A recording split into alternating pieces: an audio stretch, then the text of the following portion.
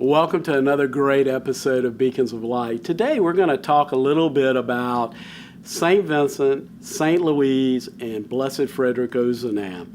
For me personally, meeting the gospel challenge to seek and find the forgotten is a tough one. How do I do it? What do I do? Christ is that perfect example that we can follow.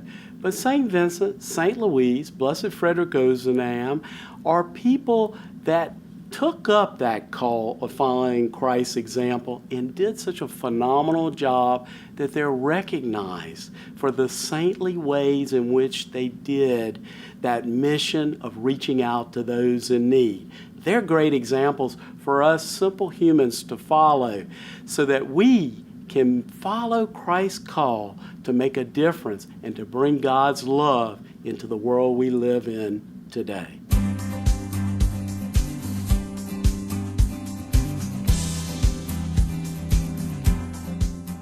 Louise de Marillac was a wife, mother, teacher, nurse, social worker, and religious foundress. Inspired and directed by St. Vincent de Paul's spiritual leadership, she was his collaborator in founding the Daughters of Charity and organizing hospitals for the sick, asylums for the orphaned, workshops for the unemployed, championing literacy for the uneducated, and establishing standards for local charities. When I look at how can I better live my faith, I look at the saints. What examples that we can follow. And Father, do you use that in your life? You look at the saints that they live Christ. We talked in the last show about not being judgmental. They weren't judgmental. They had their challenges. And why is a saint such a great example for us to follow? When we talk about the beauty of our church and the beauty of her history, one of the greatest gifts is that we get to look at all these holy people that have gone before us. And one of my favorite quotes is that there is no saint without a past, and there's no sinner without a future. The saints were imperfect people. Many of them in their early days were far from what we would consider holy. And yet, through prayer, through conversion, they truly came to embody what it means to strive for holiness, to serve and love God and others. And I love the many diverse examples of saints in our church because they truly show us this breath of fresh air that we don't have to be perfect to be saintly. And Pope Francis calls us constantly to be reminded that the vocation of a saint is for all of us. It's not for a few select people, but we're all called to that saintly vocation. We're all called to be striving to achieve holiness. And look at Mother Teresa. She's a lady that we all can relate to. We all know her. Most of us were blessed to see this living saint in our lives, and I love her. She was this short little fireball, and when Mother Teresa wanted something, nobody got in that woman's way. She worked and worked and worked until she accomplished what she truly felt was God's desire for her. And we were blessed to see her journal. After she died, we were blessed to see her journal. And what I loved is that in her journey, she spent many years in the desert. Right. She spent many years feeling that God was not extremely present to her. And those desert experiences of loneliness away from God, she never gave up. When she wanted to found her religious order, a religious order that's goal is service of the needy, service of the poor, the sick, the bishop didn't want to let her do it. And she got turned down again and again, and she never gave up. And so those saints remind us that we are all called to holiness, but none of us are called to perfection. And that call to be holy, to be saintly people, is such a beautiful invitation for every single human being, not a select few, for many. And we're blessed that there are so many examples. And one of the things that Mother Teresa talked about, now Saint Teresa, right? One of the things she talked about is that we cannot all do great things, but we can do small things with great love. Think of the difference you can make in the life of another when you choose to volunteer, when you choose to clean out your closet and get rid of your excess stuff to help somebody who has nothing, when you choose some small act of love, we can do amazing things as a community. And I think that's what God's wanting us to do. I think it's what he's calling us to do. I know it's what St. Vincent de Paul does so well in our community. And that's, you said it so well, an invitation, and an invitation to be a fireball of faith. Yeah. And this little lady who was holy through and through, but it wasn't easy. No. And she never gave up. And I know for me, as just a layperson, a simple layperson, I look at that perfect example of Christ, and you just laid out. We want to go be just like Jesus, but we've got to understand perfection is, we're not about perfection. We can't achieve it. We're not made for that. That's right. But we are made to spread God's love like that little fireball did Yes, while she's indeed. there. And I'm sure she, what a wonderful saint. What a wonderful saint. Saint in heaven and an for us. example for all of us. All of us to follow. So take our invitation, become a fireball of faith, make a difference in our community, and help us here at St. Vincent de Paul really make our faith a reality by helping those who are truly in need. We're here in the St. Joseph Chapel right here on the campus of the Catholic Life Center, and Carrie Kearney is visiting with me, and we're talking about putting fun into faith, and our Sweet Dream Shelter is open, and everything can be fun. Serving those who are in need can be fun, and it's something that environment's so important. So let's talk a little bit. Y'all kind of looked at different colors to make Yes, we did. Talk about the shelter and how we designed it. We did. Well, the design of an environment, as any homeowner knows, is so important. So the shelter is not only designed well from a floor plan standpoint, but it's flooded with natural light. And we chose colors that are soothing and pretty and peaceful. And then we chose for the walls, and then for the floors, we chose a very neutral color that will help us hide dirt.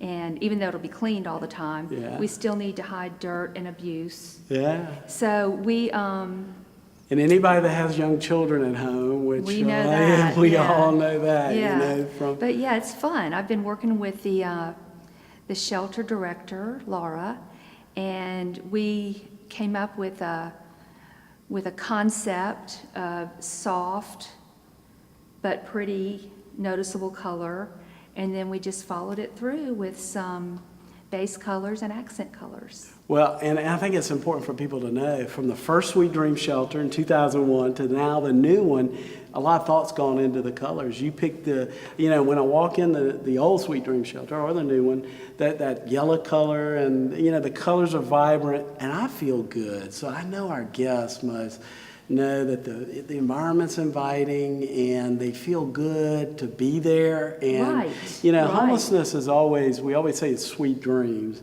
And that's a whole nother show to talk about how we came up with that name, because we had someone that was kind enough to come up with that Sweet Dreams name. But in reality, it does turn the nightmare of homelessness into sweet dreams. The colors and all these little things. Every little thing matters. Yeah. And we don't say that we get 100% every time, but every time we do it, we get more of it right. Oh, yeah. And we get more of it comfortable and easy on the eyes, easy on living, good, easy, what am I trying to say, user-friendly. Yeah. And While at the same time maintaining all the cleanliness standards that we have to as a commercial organization. right. So we found that we can keep a good balance that way. Yeah. And it's well designed from our architect, because he makes sure that even with all the safety issues that we have to consider, there's still plenty of natural light. Right. And plenty of square footage to not feel cramped. That's right. So there's a lot that goes into it, and we have some very thoughtful professionals that help us with it. Yeah, and we're so thankful for you and all our volunteers that have made this Sweet Dreams truly a new home, and a home full of love and care and compassion, again, to turn that nightmare of homelessness into sweet dreams for women and children. We really need your help. We're open, but we need your help in helping us to run a great shelter. We want you to come out and volunteer your time, collect towels, pillows, sheets, and other things, and help us to make a home for those who have nowhere else to turn for help. Hi everyone, thanks for joining us today. This is St. Vincent de Paul News. Fulton J. Sheen, in his autobiography, Treasure in Clay Jars, shares an experience which tells us the significance of the decisions and choices we make in our everyday life. A boy was kicked out of a school by the pastor and mother superior. Fulton J. Sheen took the boy along with him and went to school and told the pastor and the superior a story of 3 boys. They were thrown out of religious schools.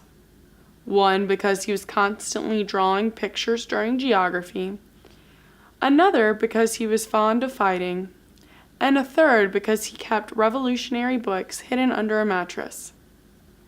The first boy was Hitler, the second boy was Mussolini, and the third was Stalin. After saying this, Fulton J. Sheen told the pastor and mother superior, "I am sure that if the superiors of those schools had given those boys another chance, they might have turned out differently in this world. So also the case of this particular boy." Interestingly, the boy whom Fulton J. Sheen had taken to school later that day became a missionary.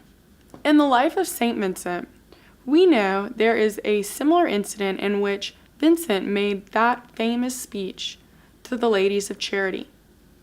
St. Vincent and St. Louise had gathered many orphan children from the streets of Paris.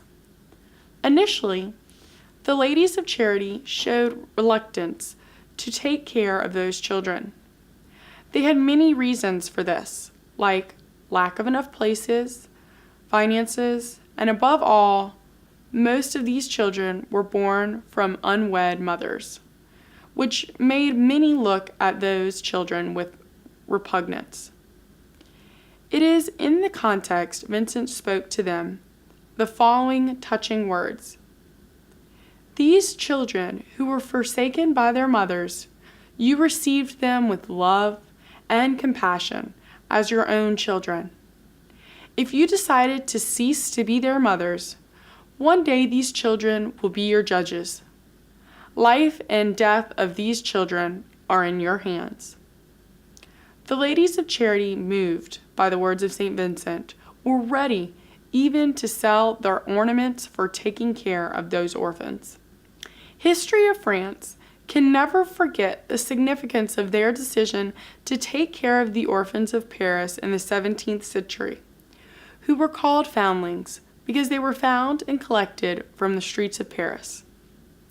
Each day and each moment presents before us the possibility to say yes or no.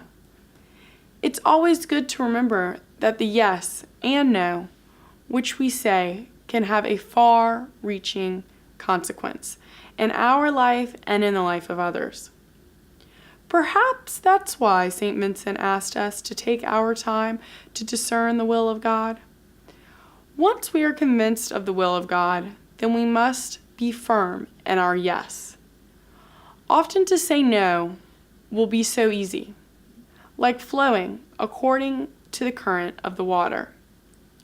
But to say yes is like swimming against the current of the water, which requires strength and courage.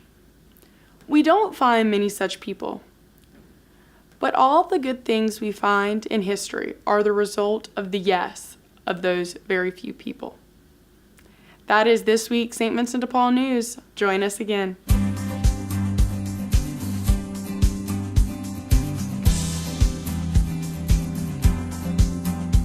sister Louise de Marillac helped form the Daughters of Charity. She traveled all over France, establishing her sisters in hospitals, orphanages, and other institutions.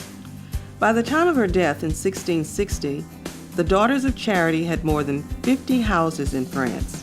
Since then, they have spread all over the world. She was canonized by Pope Pius XI in 1934.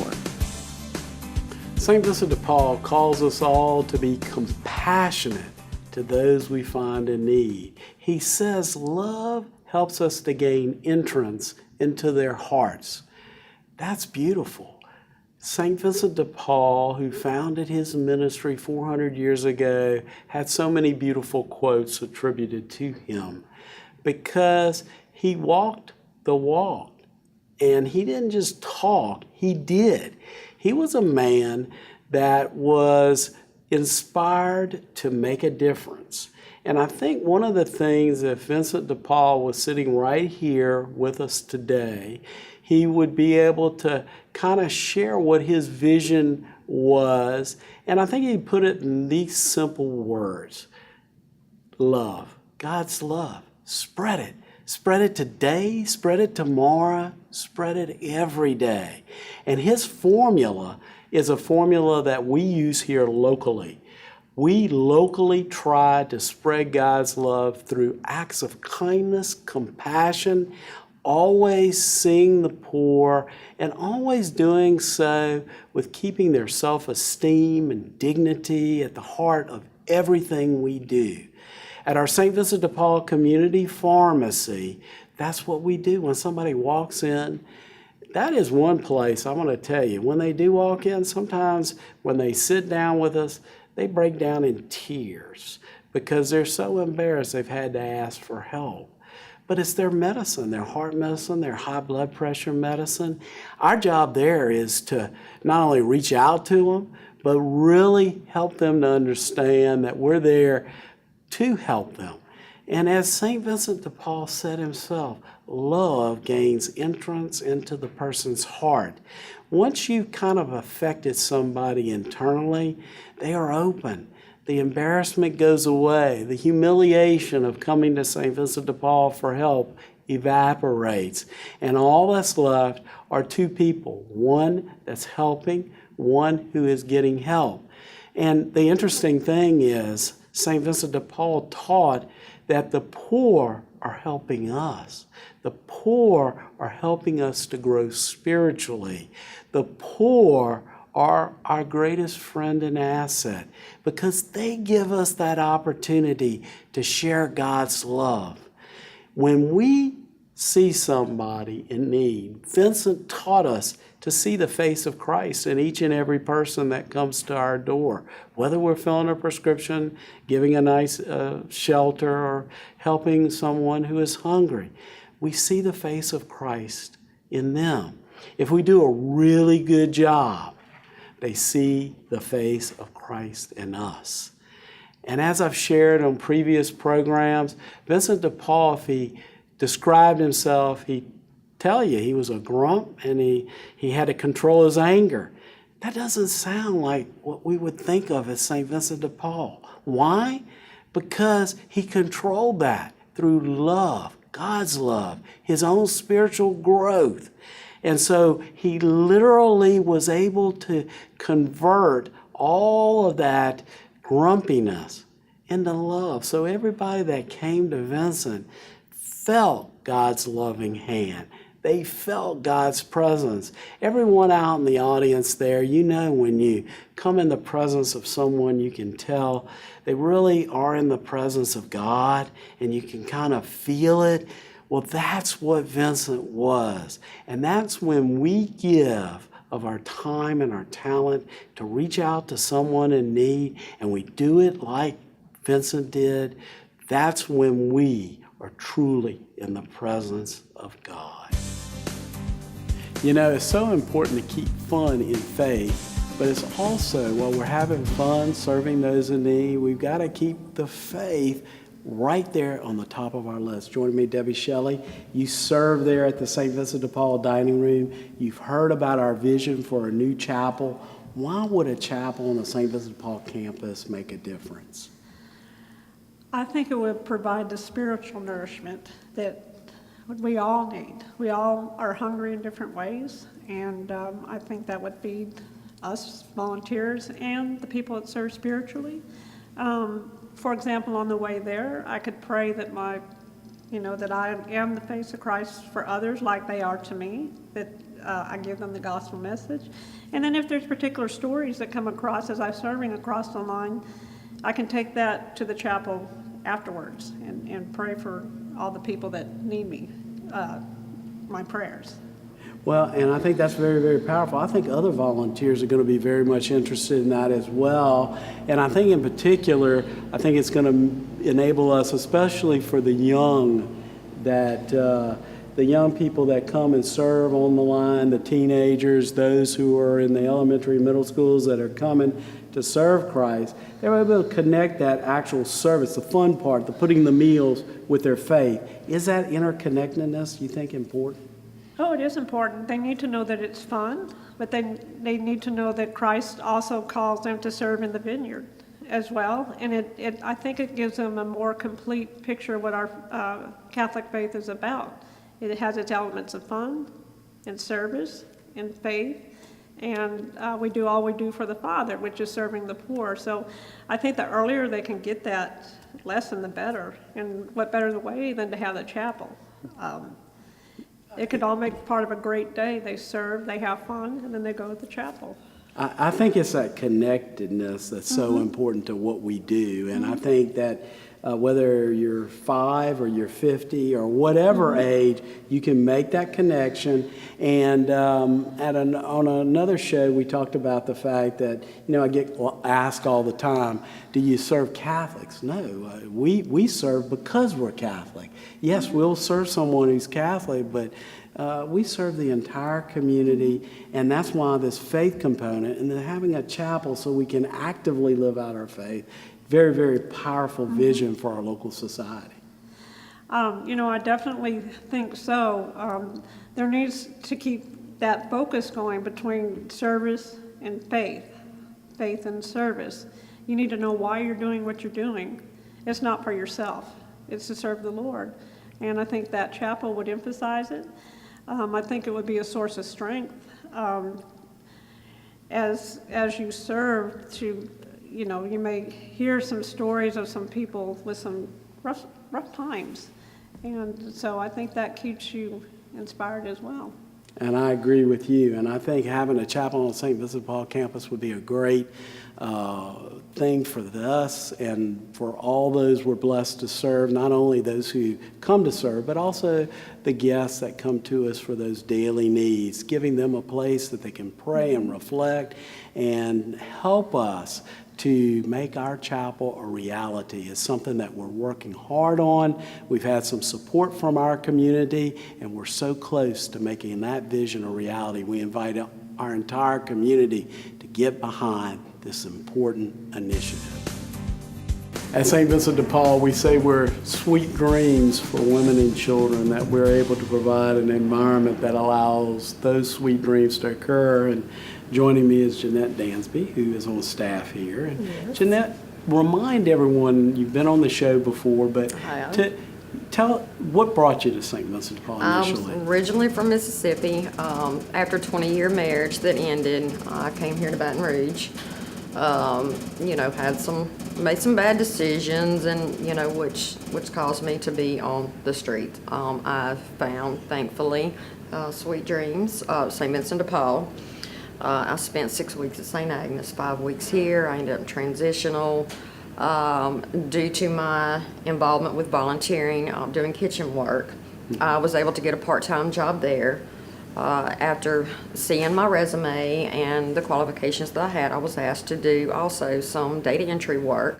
Well, you can give us two perspectives. One, what it was to be homeless and overcoming that. And now you see women that are coming to our program, and you're here to help them with that. I tell each one my story. If I'm able to help at least one person, then my struggles and what I went through is definitely worth it. And you see that transformation from the street to people coming in straight from living in their cars, living on the street, and you're able to kind of give them that boost when they kind of, when you talk to someone who's a guest here, they're often hard on themselves, aren't they? Oh, they're very hard. They're so emotional. And some people that have never been on the street before, been evicted, they come in, they're so scared. And, we try to do everything we can just to make it a lot easier for them, to make the transition here a lot smoother.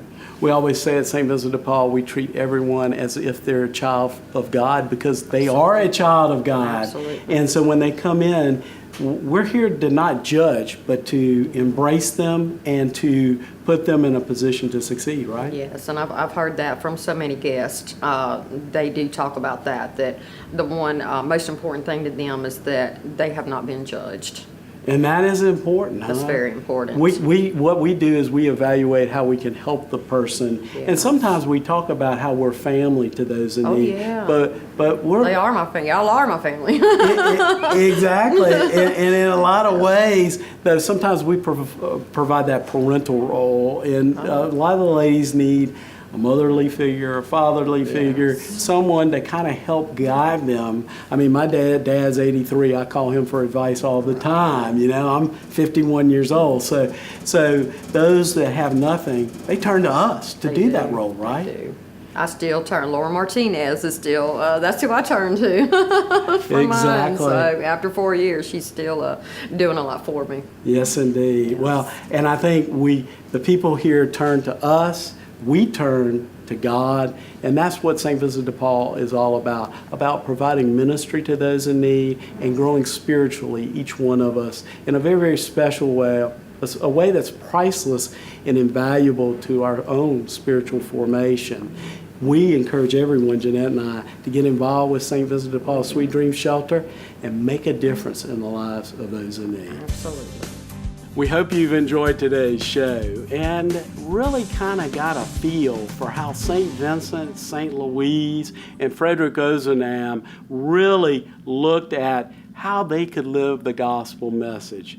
They are great examples of people that took that challenge from our Lord of serving God by serving the less fortunate. And they made a remarkable example for us to follow. Our job is to follow that example, to figure out how we can meet that challenge. They provide the roadmap. We just have to kind of put it on our spiritual GPS and follow it. What we'll find along the journey is spiritual growth and an understanding that by making the gospel come to life, we are truly spreading God's love.